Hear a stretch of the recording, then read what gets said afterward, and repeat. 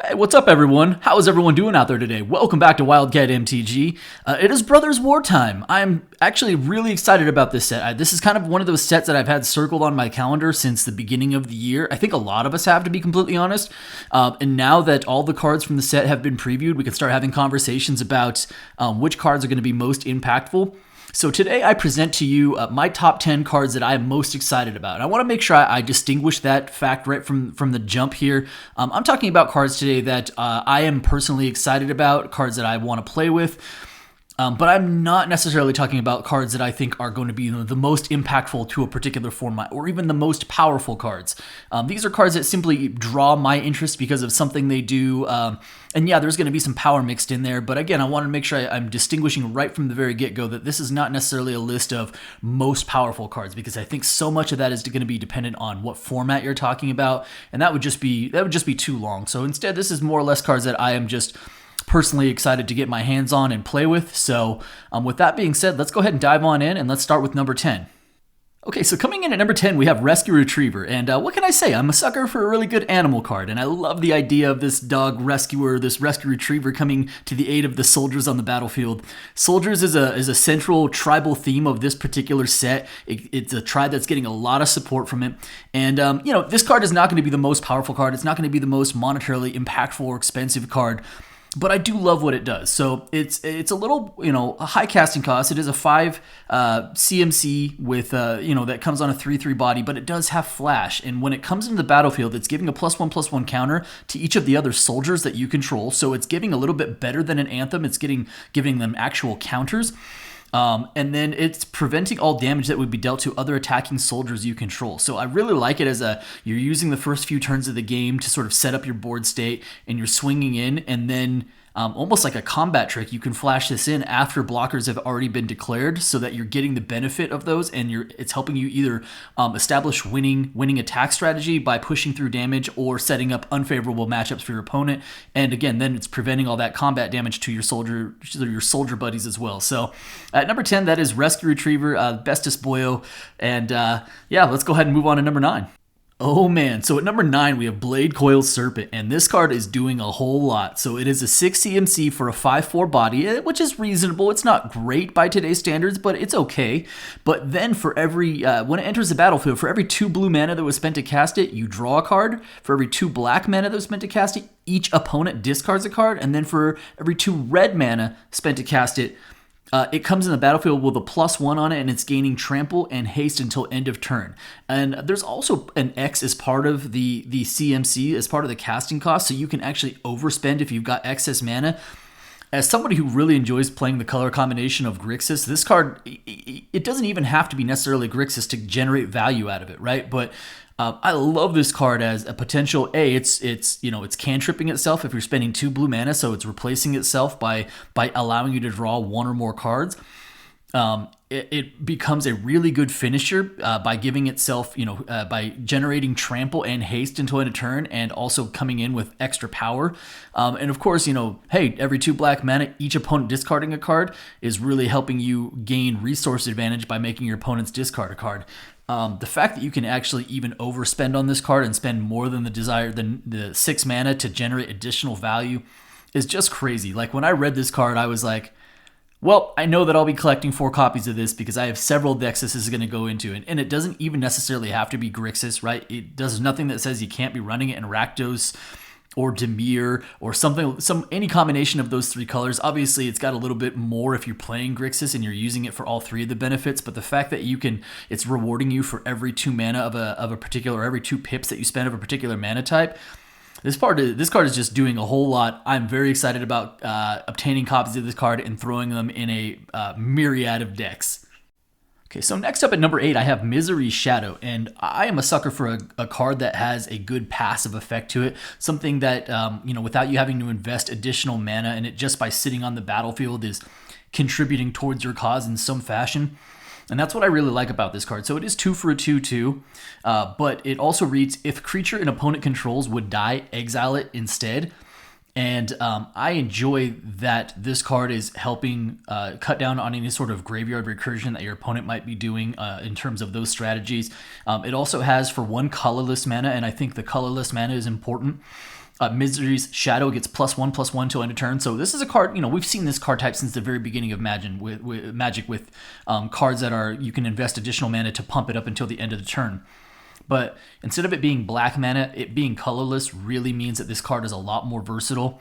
I think this card is very good for aggressive strategies because if you have open mana, it really forces your opponents to think about what blocks that they might be willing to put in front of the creature, and it might allow you to sneak through some extra damage without you actually even having to do anything on just the threat of you pumping it. So yeah, that's what I like about this card, and I look forward to actually playing with it a little bit more. I could see this card being in more aggressive strategies. And so next up at number 7, I have Tikassia's Welcome, and this is a white enchantment. It is a 3-drop enchantment, and it says that whenever one or more creatures with mana value 3 or less enter the battlefield under your control, draw a card. This ability triggers only once each turn. So white is getting more card draw.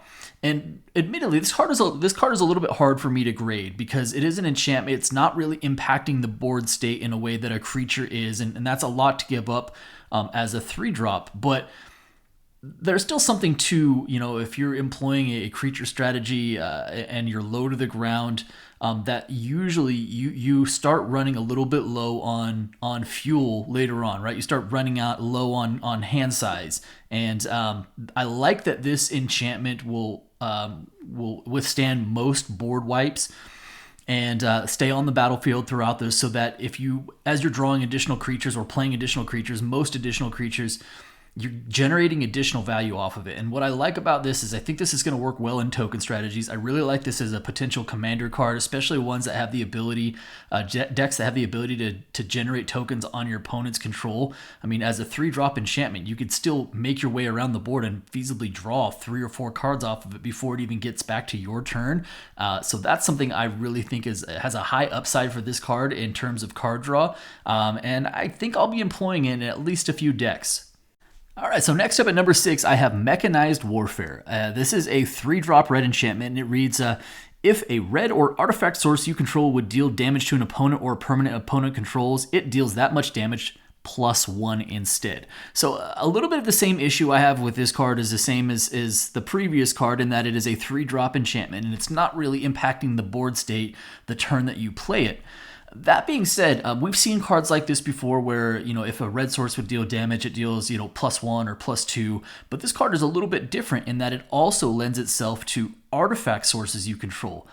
And that, in this particular set, I think gives this card a little bit of an edge that it might not have had otherwise. And so I really like that. I think this actually has some legs as in a mono red aggressive, being able to actually use some of those artifacts and some of those artifacts that are employing the use of mana values or mana pips in them.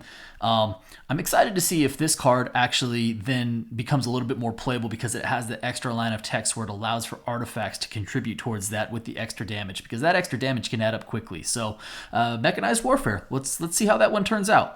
So we've now hit our top 5 of my list for cards I'm most excited about for Brothers War, and number 5 is a pretty good one to start with. This is Myrel, Shield of Argive.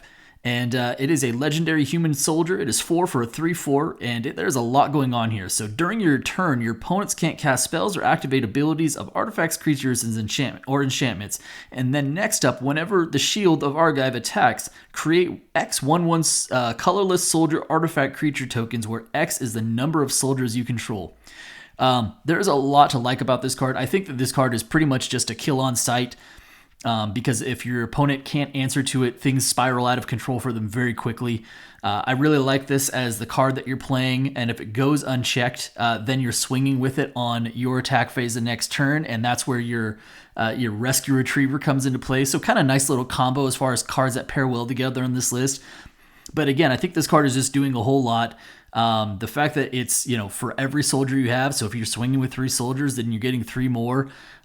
There's a lot to like about this card. The fact that your opponents can't respond once it's your turn, huge upside factor for this card. Again, I do think it's pretty much a kill on sight for your opponent, and if they can't deal with it, then there's a very decent chance that the game is over the following turn.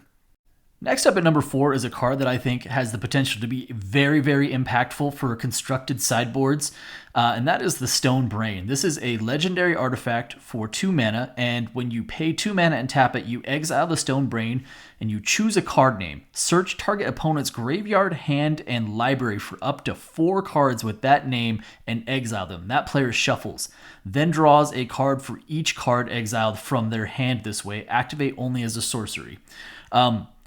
Very, very interesting card to me because it's obviously a big thing that you can use to kill combos if you know what card that your opponent needs to function. I found this card, inclusion of this card, to be very interesting in this set because you have 3 cards that have 2-card combos that like meld. The meld mechanic is in there, right? So whether it's Gaia or Mishra or Urza, they have cards that they need to pair with in order to find their ultimate form, and yet you can then use this card to essentially break that up and not allow them the chance to actually meld together.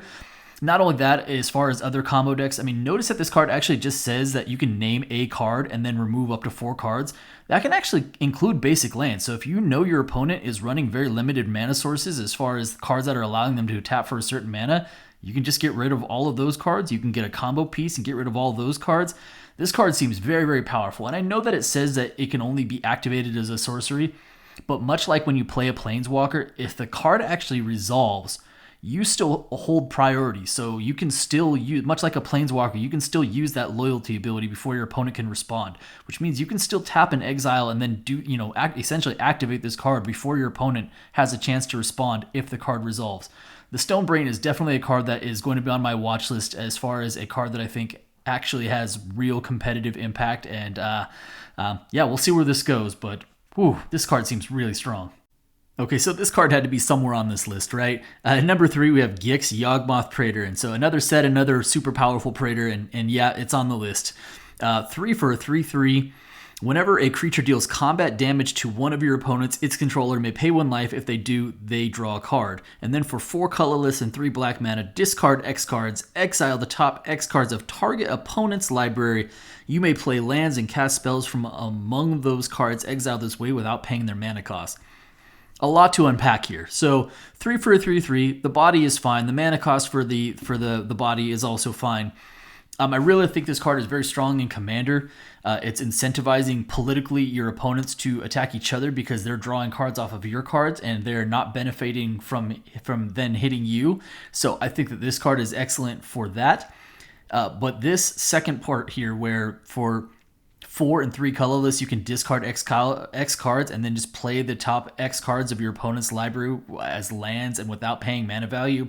There's a lot of potential here. Gix is a real problem. This card seems quite good. I'll be very interested to see on what level of play it sees, if it sees play in Constructed. I don't know. It has some, not quite the same, but some Griselbrand vibes to it. Not saying it's Griselbrand, powerful, but just some similarities in vibes. So definitely on my list at number 3, Gix, Yawgmoth Praetor. Okay, so at number 2, I have Phyrexian Fleshgorger. And finally, we could talk a little bit about one of the new mechanics in this set called Prototype. So first, this is a 7 for a 7/5. It is a menace and lifelink, and it has ward. And the ward is pay life equal to the Phyrexian Fleshgorger's power. Huge. I mentioned that it has the Prototype mechanic. So Prototype is you may cast this spell with, and it has the alternate casting cost there, different mana cost, color, and size. It keeps its abilities and types, right? So the Prototype, instead of it being 7 for 7/5, it would allow you to prototype it out for 2 black pips and 1 colorless for a 3/3. So it has a nice early game value to it where you can do 3 for a 3/3 menace lifelink, which is pretty good value, right? And that ward cost is so important because ward pay life equal to Phyrexian Fleshgorger's power. So, even at its base value for paying it out for the Prototype, it's 3 life just to get it off the board.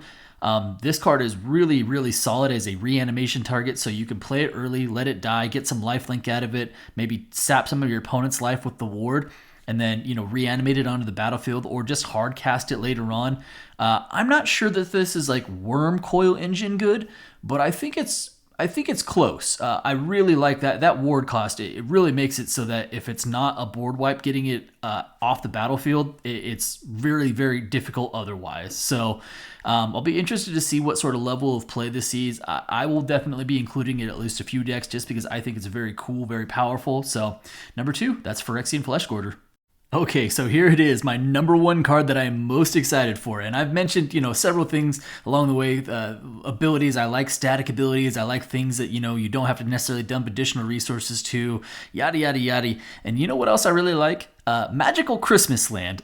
So we have Awaken the Woods as my number 1 card that I'm most excited for. So this is 2 green and X to cast. It is a sorcery speed, but it is create X 1/1 green forest dryad lands. Creature tokens. So these are essentially, it's creating more, if you can imagine the card Dryad Arbor, it's creating a bunch of versions of those.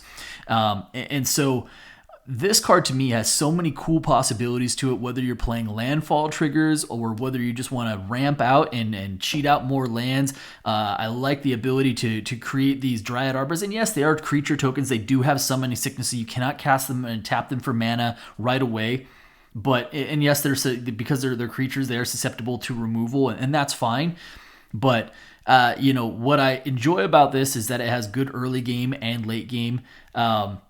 Creating mana is so good. Again, I mentioned that it has landfall possibilities. I like the ability or possibility of using a bunch of these, getting out, X extra lands as a result of this spell, and then scape shifting into something differently, whether that's Field of the Dead or Valakut or something along those lines. Just a very cool card design for me. I love Magical Christmas Lands. I love X spells. I love the whole ability and the possibilities that this card holds. So that is my top 10 cards that I'm most excited about.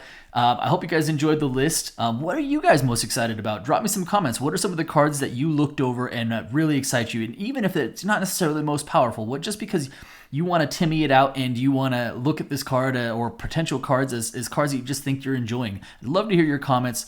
And do me a favor, if you're not subscribed already, hit the subscribe button for me, hit that like button for me, and by all means, drop me some comments. I appreciate each and every one of you. Thank you so much, and be well, everybody.